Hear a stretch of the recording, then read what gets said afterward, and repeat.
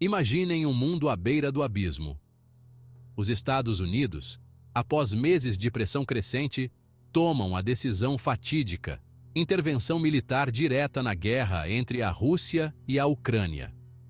Botas americanas em solo ucraniano, jatos americanos cruzando os céus, navios de guerra americanos ao largo da costa. Esta ação, embora talvez vista por alguns como uma resposta necessária à agressão russa, desencadeia uma tempestade de proporções inimagináveis. A consequência imediata é uma escalada militar rápida e aterradora. As forças russas, já sobrecarregadas, agora enfrentam todo o poderio militar dos Eswaliwa. Confrontos eclodem em todo o campo de batalha ucraniano, escalando rapidamente para um conflito aberto. A névoa da guerra se instala, obscurecendo as linhas entre defesa e agressão. O mundo prende a respiração. Os noticiários estão repletos de imagens de tanques em chamas, civis em fuga e pronunciamentos de líderes mundiais. A esperança de uma solução diplomática, já frágil, se evapora diante da guerra aberta entre superpotências. O mundo está à beira de um conflito global, um conflito que ameaça consumir tudo em seu caminho. Com os Estados Unidos engajados em conflito direto com a Rússia, a OTAN enfrenta seu teste mais significativo desde sua criação. O artigo 5º, a cláusula de defesa coletiva da aliança, é invocado. O que antes era uma possibilidade teórica torna-se uma realidade assustadora. As nações da América do Norte e da Europa agora estão legalmente obrigadas a considerar um ataque a um como um ataque a todos. Em toda a Europa, o sino de alarme soa. Do Báltico aos Balcãs, as forças da OTAN se mobilizam. Tanques cruzam fronteiras, jatos de combate patrulham os céus e navios de guerra tomam os mares. Milhões de soldados, marinheiros e aviadores são colocados em alerta máximo, preparados para enfrentar uma ameaça que assombra o continente há décadas. O clima é tenso, a atmosfera é elétrica. Nas capitais da Europa, são convocadas reuniões de emergência. O peso da história paira no ar enquanto os líderes lidam com a enormidade da situação. O futuro do continente, talvez até do mundo, está em jogo. À medida que as forças militares colidem, a economia global entra em colapso. A interconexão do mundo moderno, antes uma fonte de prosperidade e progresso, torna-se um condutor para o caos e o colapso. As sanções, que já prejudicam a economia russa, são expandidas e intensificadas. O comércio global para à medida que as cadeias de suprimentos, já tensionadas pela pandemia, se rompem sob pressão.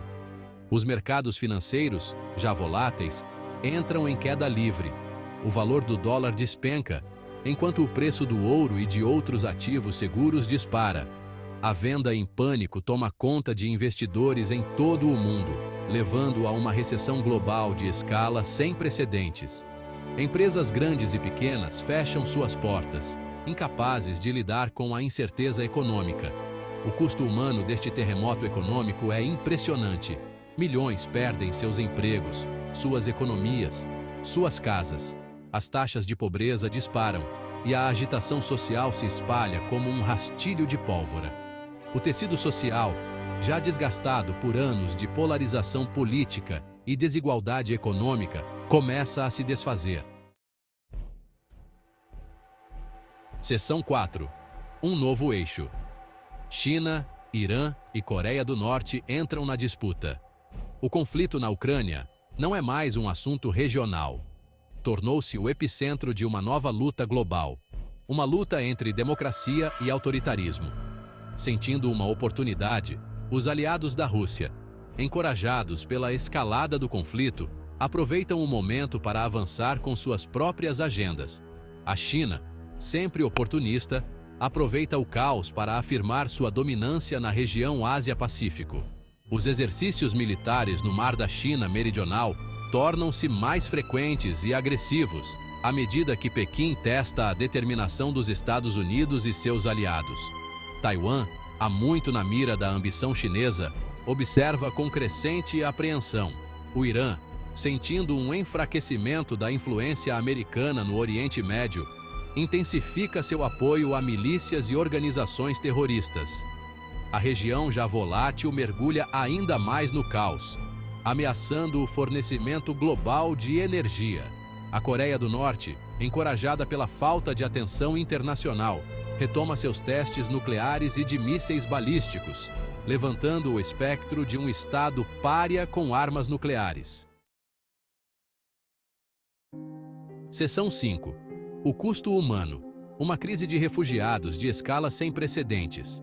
À sombra deste terremoto geopolítico, uma crise humanitária de proporções inimagináveis se desenrola.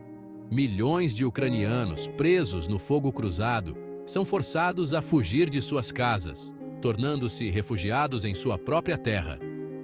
Cidades e vilas são reduzidas a escombros, o número de vítimas aumenta e o próprio tecido da sociedade ucraniana é dilacerado. O êxodo da Ucrânia sobrecarrega os países vizinhos. Polônia, Eslováquia, Hungria e Romênia lutam para lidar com o afluxo de refugiados, com seus recursos levados ao limite. A comunidade internacional se esforça para fornecer ajuda e assistência, mas a necessidade supera em muitos recursos disponíveis. A crise de refugiados não se limita às fronteiras da Ucrânia. À medida que o conflito se arrasta, o fluxo de refugiados se espalha para outras partes da Europa e além, sobrecarregando as redes de segurança social e alimentando tensões políticas. O mundo se depara com a maior crise de refugiados desde a Segunda Guerra Mundial, um lembrete severo do custo humano dos conflitos. Seção 6. Além dos escombros, uma ordem mundial fraturada. O mundo que emerge deste conflito será muito diferente daquele que o precedeu. A ordem internacional baseada em regras, já sob tensão, está destruída. A confiança entre as nações é corroída, substituída por suspeita e desconfiança.